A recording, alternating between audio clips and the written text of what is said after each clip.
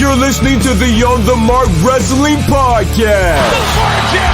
Climb the ladder, kid.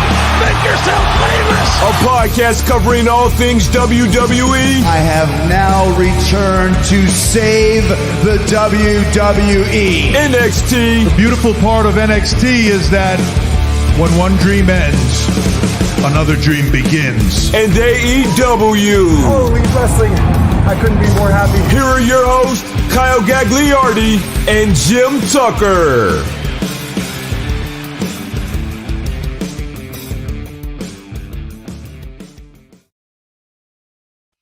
What is going on, everyone? You're listening to the On the Mark Wrestling Podcast, hosted by the Marks, for the Marks, and I am your host, Mr. OTM, Kyle Gagliardi, and my co-host is my good friend, Jim Tucker, or as I like to call him, Tucky! What's going on, Kyle? Took a week off, Yeah. but we're back. Sometimes you got to recharge the batteries, right? I thought my calendar was going to be pretty wide open, moving 2,000 miles away. No, they're finding shit for me to do, but Is this one of your students checking in right now, watching you live? Yeah. He said he was going to do it, and there he is. He's going for most valuable mark of the week, I guess. Off to a hot start. Josh is over there. I see there's a little tweak to your setup back there. Yeah, so on Wild Card Sunday, where the American League was having all those games at once, I had 4 screens going on in the man cave, and this one was just sitting in the back. So I'm like, instead of moving it to another room, I'm like, let's use it. So we got the OTM logo displayed prominently, and shout out to Josh, one of my favorite students. Favorite's an interesting word, isn't it? I don't think you could say that. You can't tell who your favorite is. You can't give those cards away. No, no, great kid, and now I have to watch my language. So yes, you do. I tweaked the background a little bit over here. You can barely see it, but I have an LED sign that says 66. That's what number episode we're on. It's kind of hiding behind me. You see there? You know, little tweaks every day. I actually prefer Josh's comment, my Tucker. You know, I'm his Tuck, you know. In a way, that's kind of correct. But hey, Tuck, we decided we were going to start a little earlier today. As always, got to go live because, like you said, we're 2,000 miles apart. But your Boston Red Sox are in the ALDS. Congrats. They won the wild card game, unlike my favorite team. You know, and I'm kind of like in the middle of Dodger Giant country out here. Yeah, you are. The A's have like 3 fans, I think, that I know. Total. But yeah, like all of them. I just know the fan base. But I was kind of pulling for my Cardinals back home, the Midwest roots, you know. And I thought they could do it. And you know, baseball's stupid, isn't it? Very great game. 9 innings worth, but it was an exciting game. But from where the Cardinals started to where they finished, I don't think you signed up for it at the beginning of the year, and there you were, you know. Yeah, it was the Red Sox. I'm not, you know, super confident about playing the Rays. The Rays are good. Confirmed good at baseball. The team that I picked to win the World Series actually on a Family Divided, which a Family Divided is also a part of the Overtime Sports Network, just like us, Tucky. otsportsnetwork.wixsite.com/OTSN is where you can find us on the interwebs.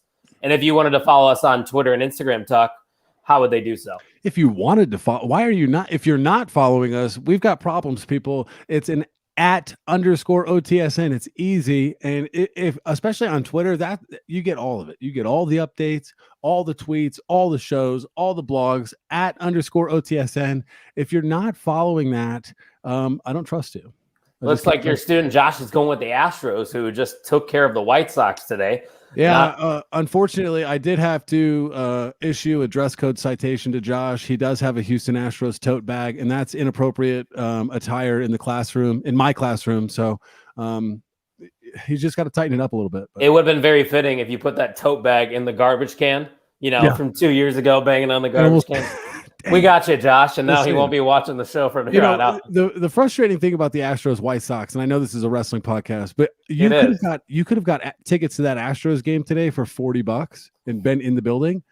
They're like $190 for nosebleeds at the White Sox game. I was going to try to go on Saturday. I will not be attending. I don't blame you. That's a lot of money. But then again, the White Sox don't make the playoffs as much as the Astros do, especially in recent history. And they're like, first round. No, I'm not first round. I got something to do. Speaking of buying tickets, me, Vogus, and Mikey Wilson actually just bought tickets to SmackDown. They're coming to the Allstate Arena December 17th. I believe that is the SmackDown before TLC. So maybe there's something going on there. I don't know. But SmackDown, we will talk about the draft. That's the first thing we're going to talk about. Yeah. I personally think that Raw got the better end of the draft. Would you agree with me? I think they needed to. So the shuffle is good. And hats off to WWE or the draft for like understanding a problem and shifting to kind of create a solution. Raw has not been super hot trash. I think it's a little bit more wrestling forward, but you can always help with the stars that you have available. So yeah, no, absolutely. Is totally TLC agree. in Chicago? No, I don't think it is. Okay. I can double check though, but yeah, I'm pretty sure it's not. But what was the Chicago pay-per-view? Oh, that was AEW, wasn't it? Chicago didn't have one just because I think with the pandemic, they probably would have had one on the earlier months, and that got taken away from them. So I don't think Chicago has a pay-per-view in 2021, at least for the WWE. Obviously, AEW had a pay-per-view in Chicago, which was fantastic. Loved every second of that. But hey, before we get into the draft, we got to remind people that we also are proud ambassadors for Raise Energy. Show some love to Raise Energy. Go to repsports.com. Use code OTSN at checkout. You'll save $5. Tuck, what flavor of Raise Energy you got there tonight? Watermelon frost, baby. I've never tried it. I got a double, ran it back and got a double up. I went sour gummy worm. And I know I love grape, but I'm trying to try new things. So I went with watermelon frost. Not disappointed. Raise Energy can't miss. It don't. And they got a new flavor coming out tomorrow, actually. I believe it's like a Halloween spooky flavor. So like if I know we're in the spooky season. Yeah. It's October. Go ahead, you get yourself some. Repsports.com. Use promo code OTSN. My mom is checking in, which maybe Ryan is also checking in as well. So what's going on to the fam over there? But Tuck, we brought up the WWE draft, so we might as well get into it. You brought up the fact that kind of Raw retooled a bit, but at least SmackDown was able to retain their tribal chief with the first overall pick.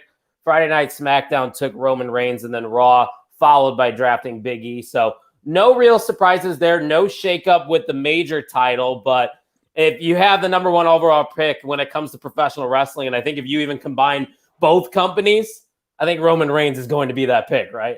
Yeah, I think so. The one thing, like, if you're holding a title in that company, like, can't you just stay there? Like, I don't like, Roman, who has the title for SmackDown, has been drafted to SmackDown. Like, okay, that's fine. But yeah, Roman would go number one and like, if you drafted professional wrestling, who would go over? Omega would be close. Omega would be in the conversation. This is a really good question, actually. Like, if you had to like start fresh, you have a pick of every single pro wrestler. I think this might sound crazy. I think Sasha Banks would be one of my first picks. Yeah, I mean, she's too good, man. She's got to be the first woman taken, right? Britt Baker would be up there. Becky, you do have a handful. Like, I think I would lean towards Sasha. Or do you go for the stretch? It depends. If you're building your long-term brand, do you kind of reach for Bianca Belair early? That's like taking a prospect early in a fantasy. The draft is a very fun concept, and like the first time they did it on Fox, I thought it was kitschy with the boardrooms. Yeah, that was bad. Like we don't need to do that this year. I think they got it better. They were doing it in waves and releasing stuff over Twitter and social media. Not making like every single pick the most important pick like they've done in the past. Like, Mojo Rawley has been drafted. We're like, come on. We can't confirm Mojo Rawley did not get drafted this year. I don't know what he's just weighing. He's an undrafted free agent. He's probably going to sign on. Undrafted free agent, just like Bailey. She tweeted it out. She said free agent. That was the first thing that came out on her Twitter. She's a good follow for sure. Yeah, but absolutely. We were talking about women to draft. The Raw Women's Champion Charlotte Flair is actually going to SmackDown. And the EST Bianca Belair is on her way to Raw. I thought, and this goes back to your point where the belts kind of just stay where they are, that the Charlotte pick was a bit surprising because right now at this moment, and granted they said the rosters don't go into effect until after the Saudi show, Charlotte Flair is going to Friday Night SmackDown. Mm-hmm. That's a little weird to me. I don't know how I feel about that one. Yeah, we'll see how it goes. I do kind of like that. Like, here's the rosters, and this is what's going to happen. But you put yourself in a funky holding pattern for a couple of weeks, don't you? Like, that's why I don't understand. Why didn't they just wait to do the draft? Just wait.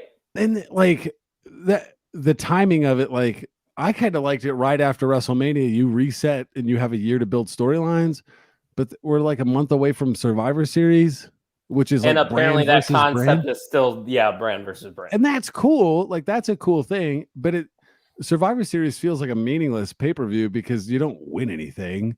Like you should be able to win that match and like or just say there's like a hypothetical money grab out there. Like if you win, you get $100K, you get a bonus. Like we know they're probably not getting a bonus because wrestling is scripted, but just have that incentive out there for some reason. Because when you're doing this draft a month before Survivor Series, you're not really building up that brand loyalty. But team chemistry, brand loyalty, it ain't there. Culture, sure. I do like Bianca Belair going to Raw because Raw women's division was kind of just filtering between like four faces. But if you put Bianca over there, she's got to be the face of the Raw women's division.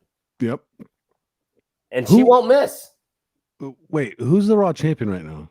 Isn't it Charlotte Flair? That's what I'm saying. So Charlotte's moving over to SmackDown. Does Charlotte have a title match at a Saudi show? I don't think so. No, the triple threats isn't that's there, the SmackDown women's championship. Yeah. So you have the Raw Women's Champion hopping over. I wonder if there's something that's going to happen where maybe Bianca takes that from Charlotte.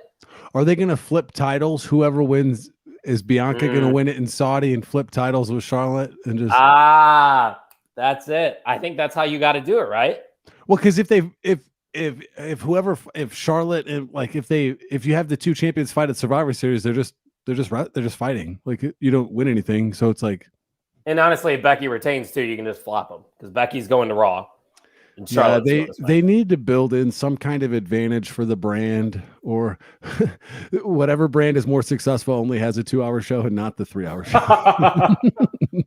That's tough. Well, hopefully SmackDown's one with 3 hours. But then they'd be competing with Rampage, and then there's Friday Night Wars going on. Other new faces though on SmackDown talk. Drew McIntyre, which is another piece I like moving over to the blue brand.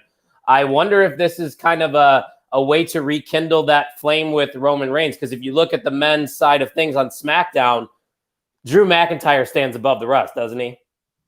Absolutely. And I think I'm kind of here for it. Like Drew's been cooled off long enough to heat him back up. Oh, absolutely. Yeah. And then also on SmackDown, a lot of new faces coming to the blue brand. You have Hit Row coming from NXT, which in the matter of months just turned into one of the best things on Tuesday nights. And they're already getting the call up to the main roster. That just goes to show you how much faith and confidence that they have in Hit Row. Granted, B-Fab probably didn't have the greatest of matches when she had that match with Elektra Lopez, but that group as a whole, they provide something to SmackDown, Tuck, that I think no one else really can. Well, and isn't that a little bit of a risk for SmackDown to take too? They're the big national Fox brand, and they're calling someone up right away. I like it. It's different. It's kind of unexpected. They're taking risks, but I feel like these are calculated risks. They're not stupid like Vince Russo gimmick, like over gimmicked stuff to try to get ratings. So interesting. I am a little nervous though. Alex Rodriguez just picks the Red Sox to win the series. Oh, you never want to see kiss that. of death, right? He's trying to do the reverse psychology to you guys.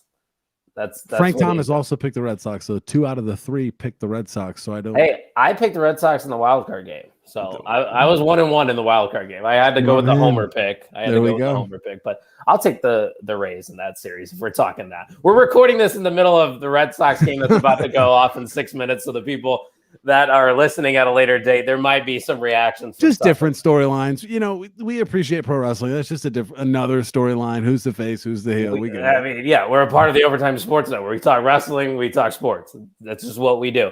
So other new faces coming up from NXT, though, Tuck. Xia Li and Ridge Holland are also going to SmackDown. Xia Li really, I don't think, had anything else to do in NXT, so that makes sense to me. But Ridge Holland with no Pete Dunne, I don't know how I feel about that. Yeah, interesting. I feel like he's kind of a guy that at this point still needs a little someone else around, right behind him, next to him, around him. Not because he's incapable, but I haven't formed an attachment to him. But through those moments, like I'm not a huge Randy Orton guy. I'm a huge RKO guy, right? Like I love the two of them. Riddle has definitely brought out different aspects of Randy Orton that I enjoy. And I like Pete Dunne, right? So I start liking Ridge Holland. I just hope he doesn't get lost. You get nervous with the new guys coming up. It's a little different than Hit Row and Xia Li, because Xia Li kind of established herself a little bit in NXT. You got that new gimmick. She's got some big wins, had a championship match with Raquel Gonzalez. And then you have Hit Row with the North American champion. They've all had their fair share of matches. Yes, Ridge Holland's been involved in things, but has he ever been the main focus? No. Right. And he was the one out of all of them, like Hit Row was like red hot. Like everyone liked him.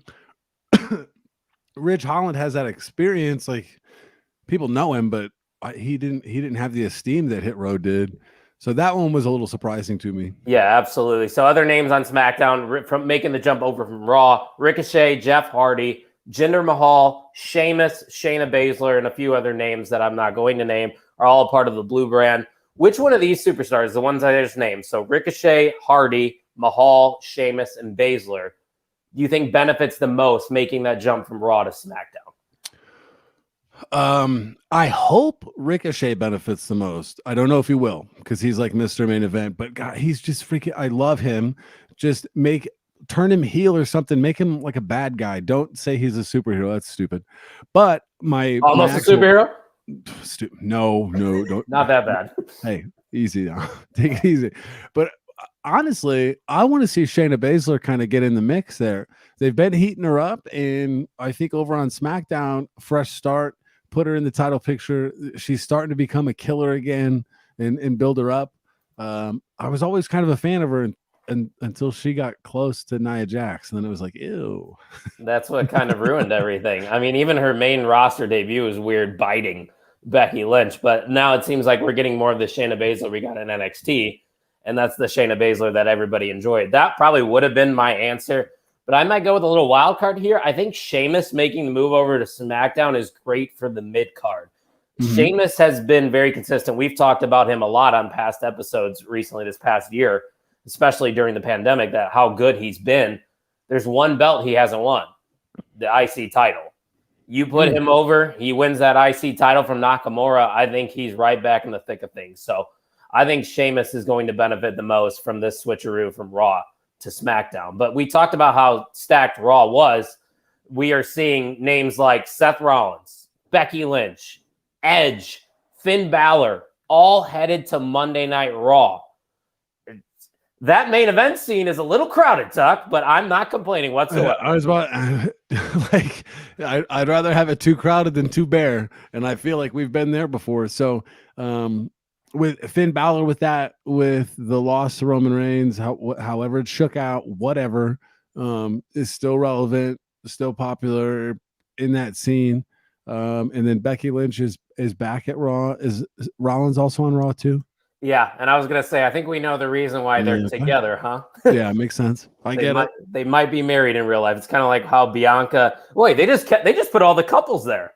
Bianca, Street Profits, Ooh. Becky, Seth, Charlotte's on SmackDown, Andrade's on AEW. I'm surprised AEW didn't draft Charlotte. They're probably still working on it though. Would have been a good move, but I think Edge and Finn Balor over on Raw is exactly what they needed as well. Edge and Rollins can kind of continue whatever they have going because I feel like that's not done yet. Yep. And since Finn Balor just lost to Roman Reigns, what other hill is there for him to climb? Right. So you go to Monday Night Raw, you get a little action in the major title scene. I think that's good for Finn Balor. I agree. As I'm looking at these results, was Eva Marie not drafted? I don't think so. Maybe it's in my. I was looking to see if that would be a bookmark tweets. I can find out really quick.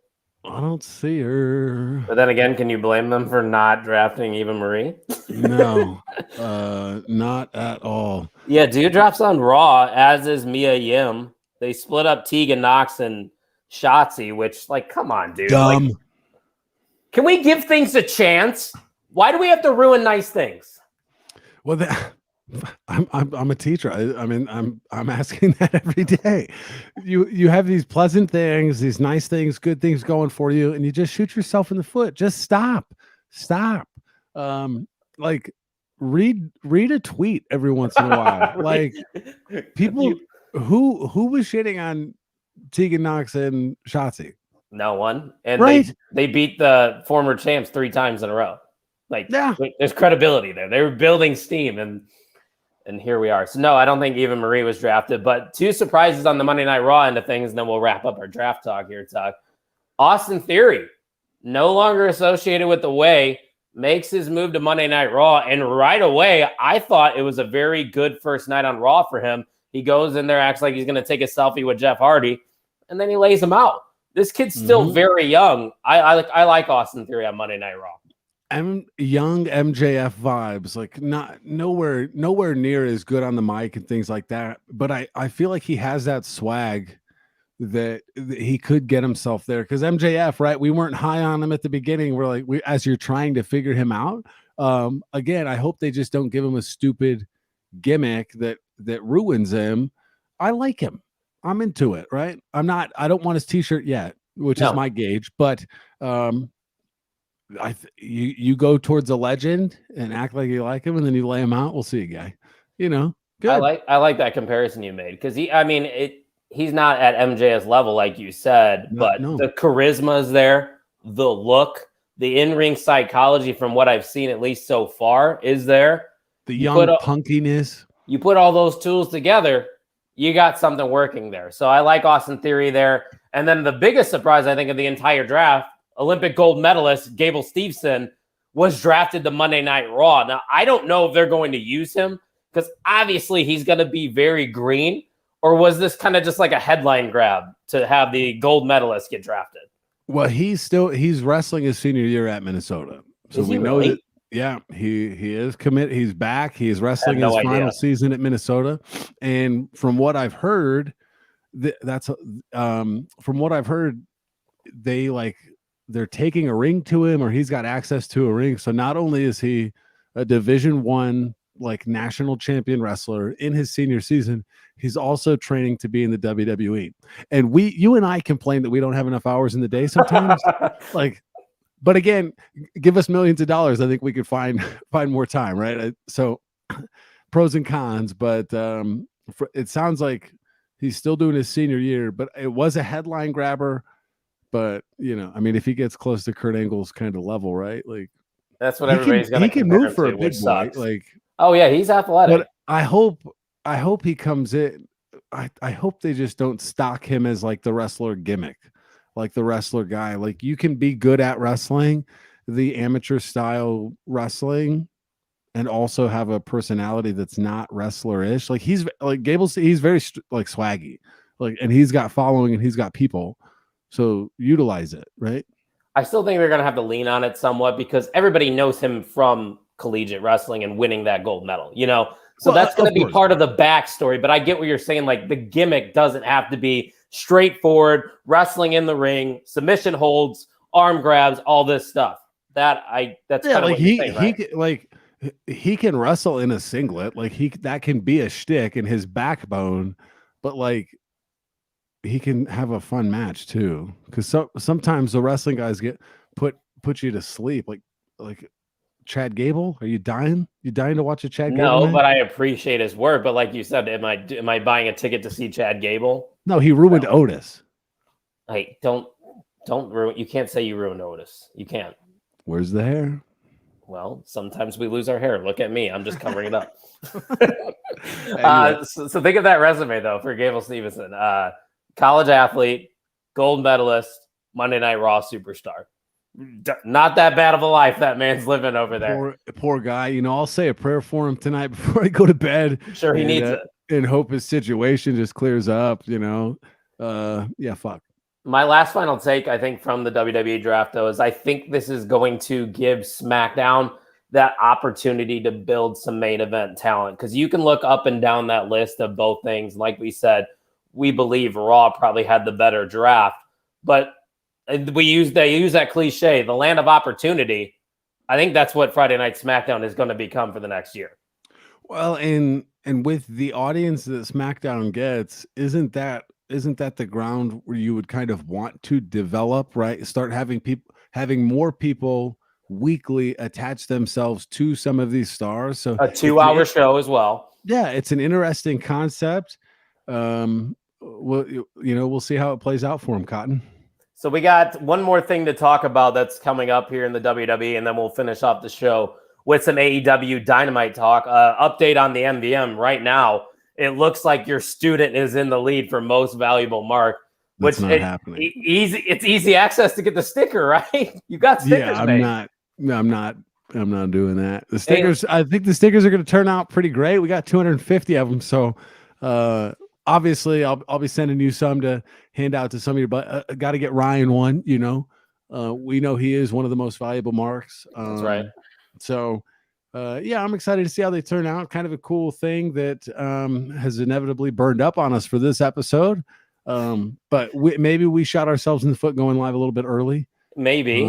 There's 3 people in here right now. If you don't know, we award a most valuable mark every single week for the person that comments and interacts the most with this episode. So give us a share, give us a like, retweet, all that good stuff, and comment and let us know what you think about these topics. Like this topic we're going to talk about here, Tuck.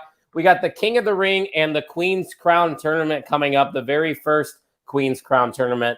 The King of the Ring, the last one to win was Baron Corbin, as we all know. So both these tournaments really haven't announced any participants. So it's going to be hard for us to kind of dive into the tournament itself, but I think we can give a good enough opinion on who we think should win, right? Yeah, I'm trying to look back at some of these rosters and see who, because they've announced that the tournaments will happen, but they haven't announced who's in them. Correct? We do know, correct. We do know a few names, 2 from each side to be exact. On the women's side, Carmella's facing off against Liv Morgan in the Queen's Crown tournament that's happening on SmackDown. And also on SmackDown, where you're getting Sami Zayn versus Rey Mysterio. So those are the kind of names. I'm assuming they're going to be mainly mid-card talents with a sprinkle of main eventers, I would assume. Yeah. That's my take on that. So I think Liv is definitely a top choice when it comes to the Queen's Crown tournament thing. But you have names like Shayna Baszler out there as well. Mm-hmm. I just don't know if the Queen Crown gimmick fits Shayna Baszler. So for me personally, I think I can cross her off the list. Would you agree? Yeah, I would agree with that. So what other names in the women's side of things do you think could utilize this Queen's Crown? Naomi. Oh, why did I not think of that? I just saw a picture of her just popped up and I'm like, wow, you know what? She could go on a run. When I look at some of these names, I'm trying to figure out like who could benefit from a solid push like that. Like, I feel like I didn't know that I had Baron Corbin picked, but like, I do think he benefited from it. Like, I feel like the fans want Naomi, but they just never get her. The Queen-ish gimmick. I'm kind of looking. Can I give you who I think is the perfect candidate? Absolutely. Zelena Vega. Oh, Queen Zelena. I think she could pull it off with the way she presents herself. You know, all the attire is always on point, and she's great in the ring and fantastic on the microphone. It's always better for a heel to win these kinds of things because you can be cocky with it and you can flaunt it. I think Zelena Vega is the perfect candidate for the Queen's Crown tournament. Yeah, that's my pick. I'm sticking with it. Oh, well, in that case, wouldn't Carmella go over Liv? She could kind of use it, right? It's a strong candidate as well, Carmella. But I want Liv to have it over her, selfishly. I want to pick from you. If you had to pick, I know it's tough. You going to go with Naomi? I like the heel thing you talked about. I didn't really have that kind of factored in. But who I want to win, and I think it would make sense. Queen Rhea. I don't like that. No, I hate that, especially with her being a tag team champion. I do not like that. Queen Reggie. That's not gonna. Nope, that's not. Nope, that's not That it. ain't it. Nope, that's not it. Yeah, I'll go with Naomi. I don't think like Shotzi Blackheart as the queen. That would kind of be funny. It'd be weird. It'd be weird, but it could work. You know who they're gonna give it to though, right? Is it gonna be Charlotte? No, Natalia. Oh, fuck me. If it's Natalia, I will throw shit at my computer. I swear. I swear. I do not want that. Or Tamina, Queen Tamina. No.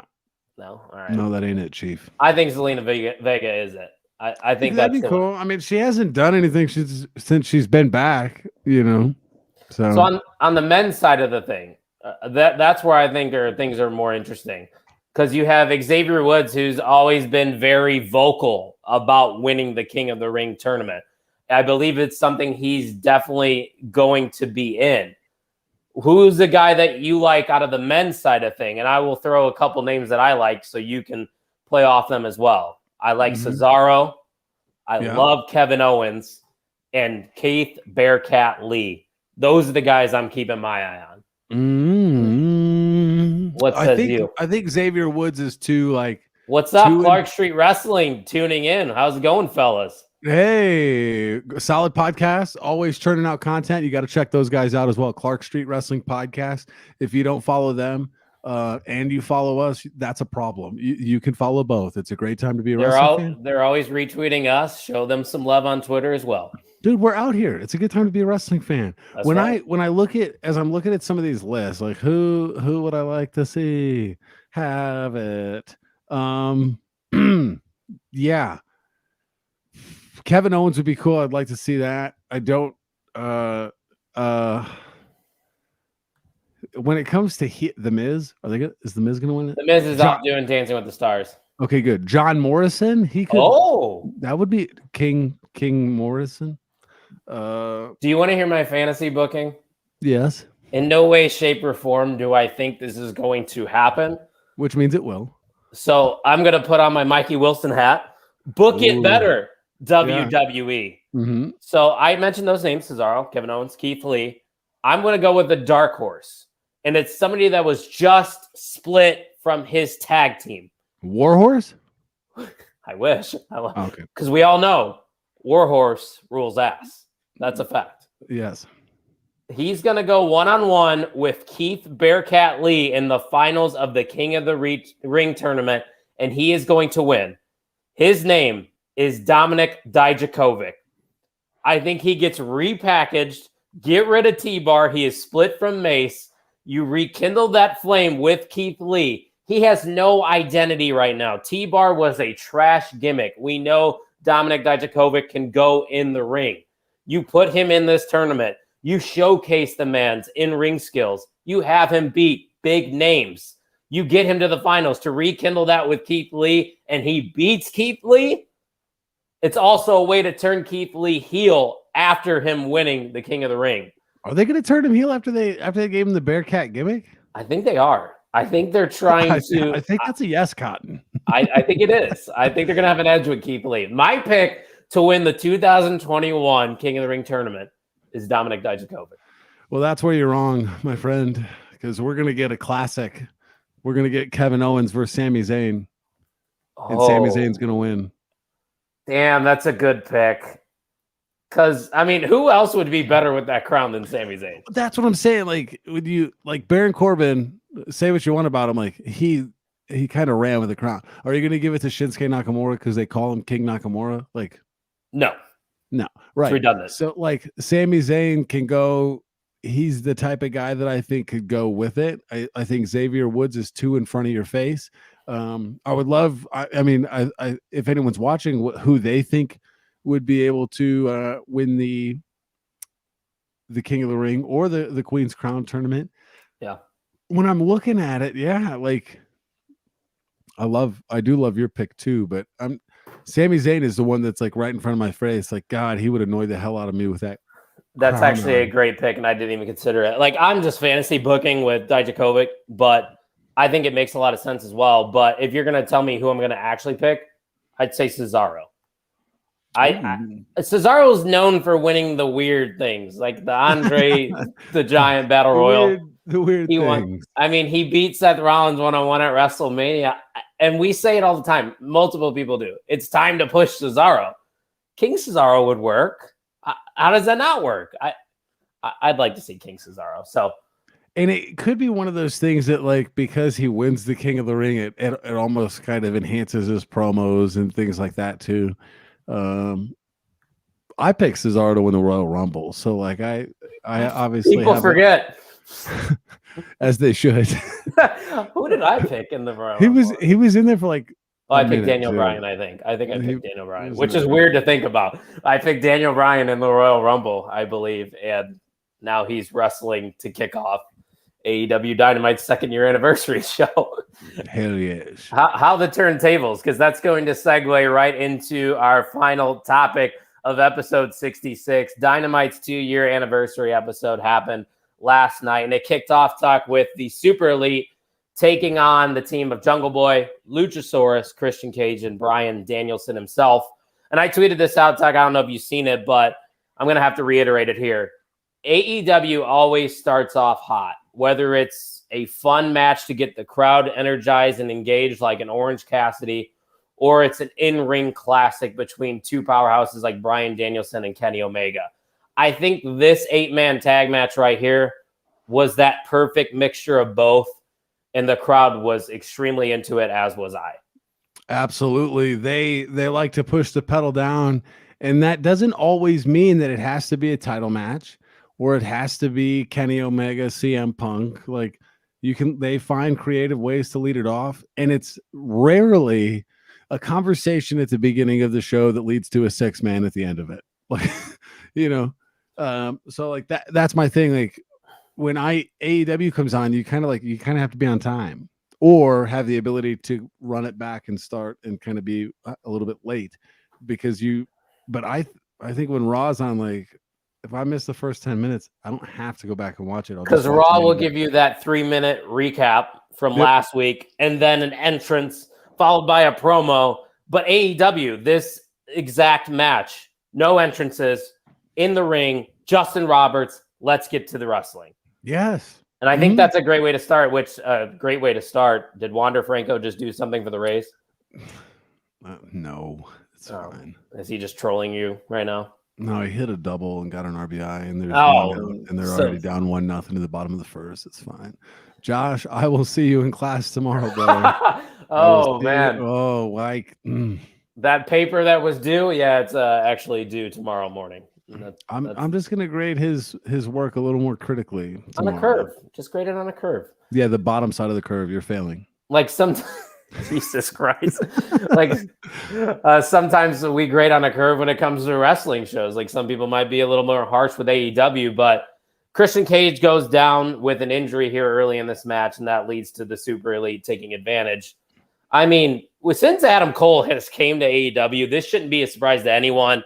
I feel like every time that man is on television, it's must-see TV, Tuck. Absolutely, and that was something that I don't think NXT or WWE or whoever was supposed to re-sign him quite appreciated, One man's trash is another man's treasure. I think it's something they say. I'm not calling Adam Cole trash. It's just a metaphor right there. So that was a fun way to start off AEW. And we had Sammy Guevara, who defeated Miro last week and is the new TNT champion. He was taking on Bobby Fish, and after the match, we actually found out that Bobby Fish is now All Elite. First off, Tuck, let me go back to Sammy Guevara. Were you surprised as I was to see Sammy Guevara not just beat Miro clean last week? An undefeated Miro, might I add. Undefeated. Yes. If I was forced to bet my house on one of the two, it would not have been Sammy Guevara, because I thought that, like, Miro's been hot. But isn't that why you do the matches, right? That's why you have to watch, and that's why you have to pay attention. And I do think Sammy Guevara is a guy that is due. I think he's due for a push, and obviously now he's got the strap. So that's why I think the TNT and what the TBS title should become is that title where there's no guarantees. You know, like you tune into Dynamite just because what if that person challenging for the television title wins? And you get that surprise. You get that satisfaction because I'm not going to lie. I'm not the biggest Sammy Guevara fan. I'm more of a fan of Miro. But when you get that surprise factor, I got to be happy for it, right? Like that's good stuff. Oh, I tuned into free TV and I got a title change and something interesting. Like the TV title on WWE is called the 24/7 title. Yeah. And that's the one you tune in for. Come on. No, that is not the title you're tuning in for. You're tuning in for what AEW has to offer. So in this match itself, I thought it was solid. And I was very intrigued to see that Bobby Fish is actually now All Elite because, and I tweeted this out as well earlier today, I think Bobby Fish is a good wrestler. That's about it. Do you think signing a guy like Bobby Fish is really the direction AEW should be going right now? No, it had to have been a deal that worked out for them that is not costing them too much money, and he can help with talent because again, he is a good wrestler. He can help with talent. He's the veteran that the championship worthy team signs to be a presence in the dugout, like Albert Pujols to the Dodgers kind of thing. Like maybe he gets a pinch hit and does something successful, but like he's also in the dugout and he's a winner. With Bobby Fish being part of the Undisputed Era. He knows the faction, the storylines. He's been in some great, unbelievable matches. The War Games matches are the first ones that come to mind. Even him and Kyle's just tag team championship matches on takeovers. All of them were great.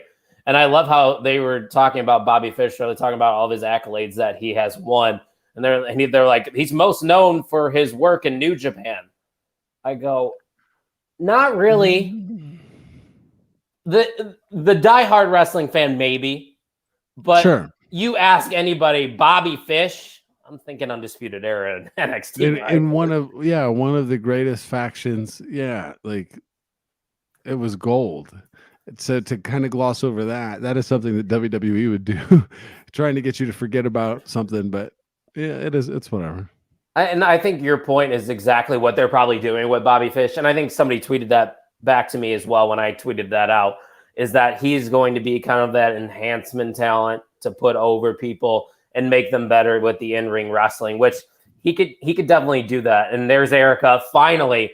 So I've been texting Erica on the side. I go, where the hell are you? She's been present, but couldn't figure out how to comment on Twitter. And she had no idea that she could go to YouTube and Facebook as well. So there's our MVM, Duck.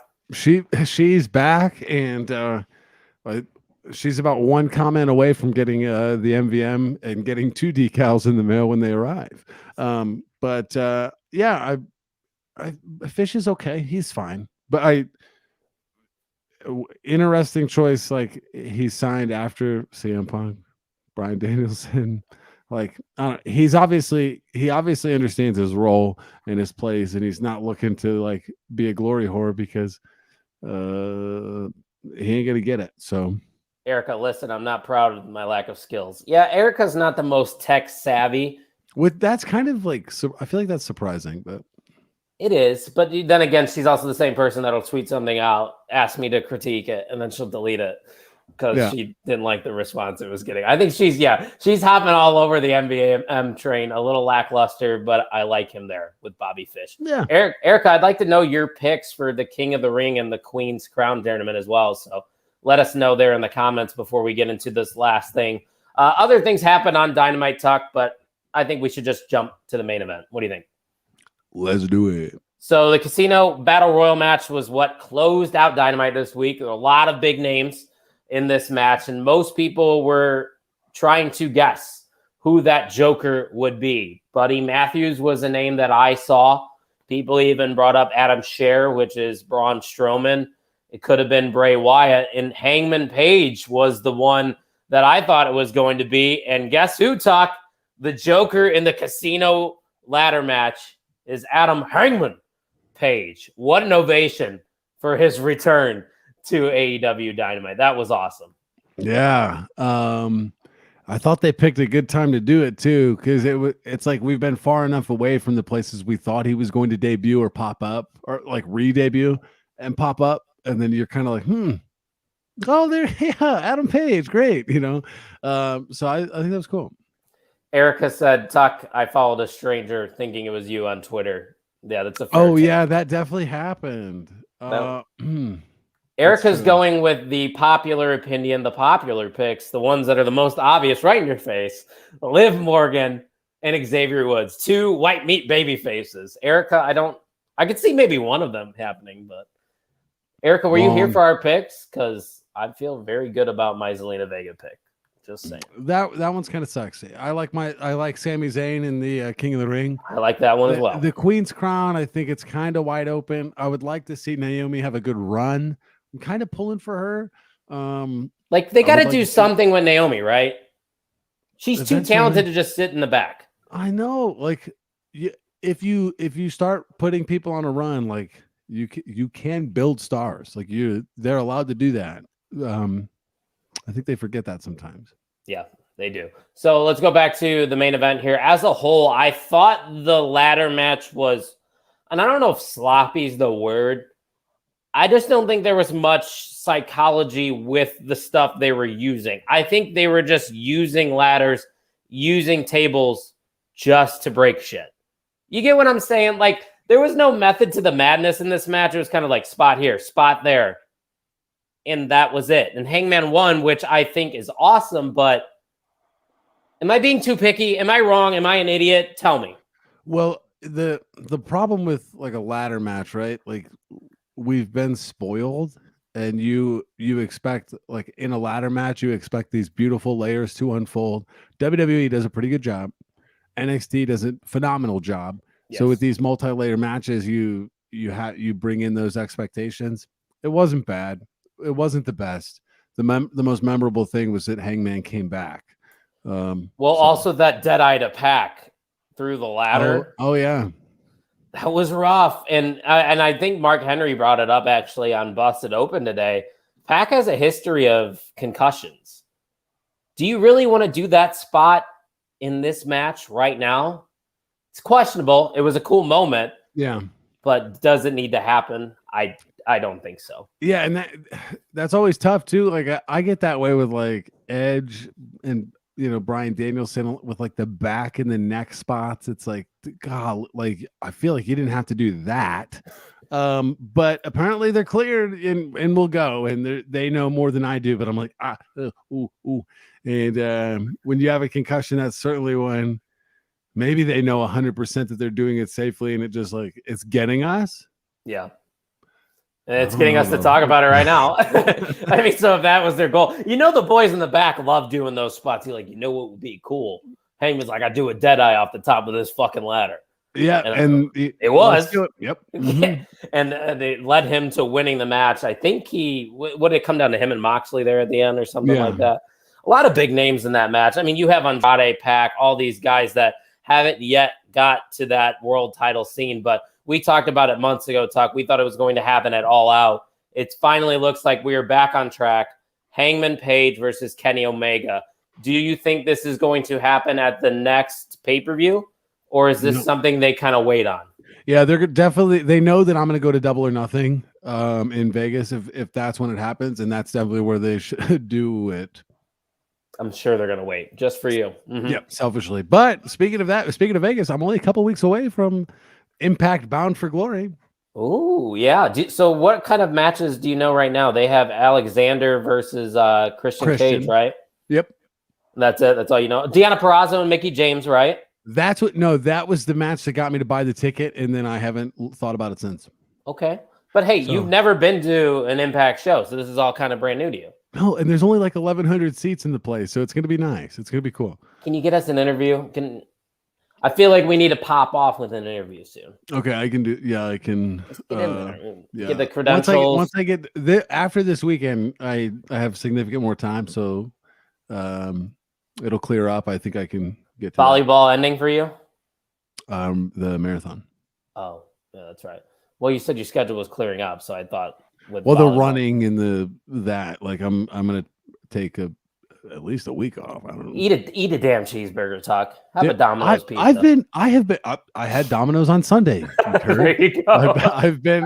Now like because my volume and like all the running, I'm starting to eat a little bit. Sunday, I can't wait. Sunday, I will eat whatever I want. I will have all the foods. We've got Red Sox coming on at 4 Chicago time, and the White Sox coming on after. I'm just going to post up at the bar and kind of be there for 6 or 7 hours, just drinking beer and eating food and celebrating. What, in downtown Chicago? Yeah, somewhere. Yeah. I'm not coming home, and then so Saturday I come in Saturday.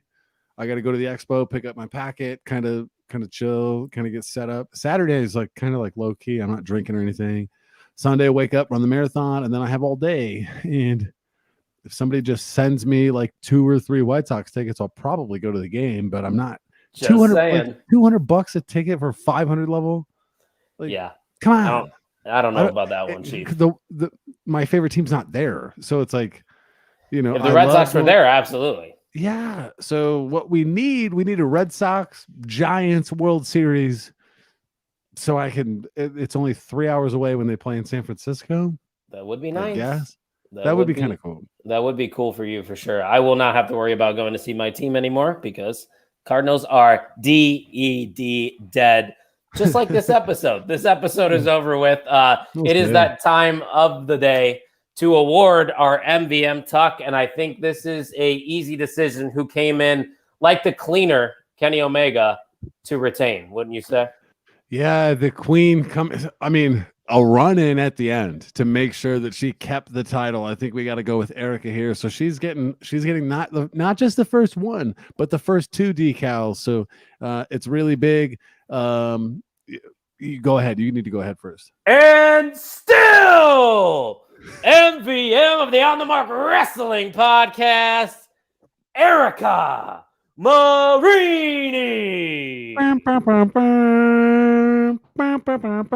Oh, man. And still in the comment section. Yeah, you started to call me a queen, Tuck. Go ahead. Go off, queen. One of the things that I really do love about Queen Marini here, she's just so humble, and she is the people's champion. And now I don't know if it's a thing out east, but out here, everyone has decals on their hydro flask, right? So her hydro flask is going to be loaded with gold coming up if that's a thing she does. Erica, you're going to have to tell us what's the strategy when you get these stickers. How are you going to show off that you now? What is this? The three straight weeks of retaining for Erica? I think because Bogus had a run, then Mikey Wilson had his run, and now Erica's kind of running with things. Like this is her. I don't know if it's 2 or 3. It's definitely 2. Could be 3. Yeah, we skipped a week, so it's throwing off our time a little bit. But if you want to win MVM, if you want to take that away, if you want to get that new sticker that Tucky created, you have to tune in live every single Thursday at 7 p.m. Central and tune into our episodes. But hey, if you're listening to us at a later date, that is fine as well. You could be listening to us on iTunes, Spotify, YouTube, Amazon Music, right? Isn't that what it's called? It's on the Amazon Music platform as well. Catch me if you can, or you can't. You can't. That's what Erica's saying. And then your student has hung around. Josh has been here doing that. I am so impressed, and that will be all we talk about for the 96-minute class tomorrow. Speaking of class, I saw a student today, just to wrap up a fun story. He's not my student, the boyfriend of a female student that I have in class, and he walks her to class, and he's wearing a WWE shirt, and on this shirt, you could tell the shirt's like 10 or 15 years old. And I'm like, it's got Daniel Bryan. It's got Sting on it. Sting, Daniel Bryan, John Cena, Undertaker, like all these random. It's just might have been from like 2015 when Sting came back. It's just like a random WWE shirt, And I'm like, oh my God, you watch wrestling? He's like, I don't know what you're talking about. I'm like, no, but you're wearing the shirt though. And then like, it's like when girls wear you'll see like a middle school girl wearing a Grateful Dead shirt, and you're like, tell me a song, and they're like, I just like the shirt. And it's sort of similar to people wearing hats, and they're like wearing a Yankees hat. I'm like, oh, you watched the game last night? What game? What are you talking about? Dude, you're wearing a fucking Yankees hat. Well, that's like Manny Ramirez asked a dude. Manny Ramirez was in on vacation somewhere. He saw a dude in a Red Sox hat, and he's like, who's your favorite player? And he's like, my girlfriend. And he's like, what? Get out Manny of here. Ramirez? But it's even weirder to wear a wrestling shirt with those like faces on it. Oh, And you know yeah. nothing about what is on your shirt. He's like, no, I don't watch, man. I'm like, what? But don't you do? Let me have it then. Give me the shirt. That's if it's inappropriate. a medium, you'll fit, right? Yeah.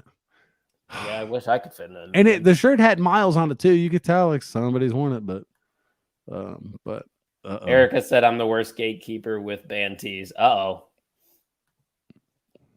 Fraudica Marini. Yeah. Much respect to Josh. That shirt sounds sick. Well, Josh didn't wear it. Josh is an Astros fan and he's kind of trash. So we've got to work on that. The other guy, but Josh, no, I'm just joking. He's not trash. His fandom is. He's got a good grade in my class. So smart kid. Smart kid for tuning into us the entire time. Well, so shout out to Josh. Yeah, so there is some extra credit there. He said for weeks, like since the first week of school, I'm tuning in, I'm watching, I'm gonna, and he never did. And so it was the boy who cried wolf, and he's real. So life is good. It's a great time to be a wrestling fan. Interesting to see how things will shake up with Saudi Arabia, the Saudi show coming up, and what time do we know what time that Saudi show is? It's probably like 3:00 in the afternoon for us, or for me at least. Because like there's been, and I'm embarrassed to say this, and Erica knows this too, because when I used to talk to her on my last podcast, I would take days off to watch Crown Jewel, which Crown Jewel typically is not great. Like you can watch that at another time. There was a time I woke up at 3 a.m. to watch Super Showdown in Australia. That's how much of a mark I am. Yes. Yeah, see, Erica's laughing because she knows it's true. Did you find the time on that or no? It's gonna start. Okay, so right now it's 11:43 AEDT. What the fuck? So does that mean? that is 6 hours ahead of us. So the event is expected to begin at 3 a.m. and run for approximately 3.5 hours.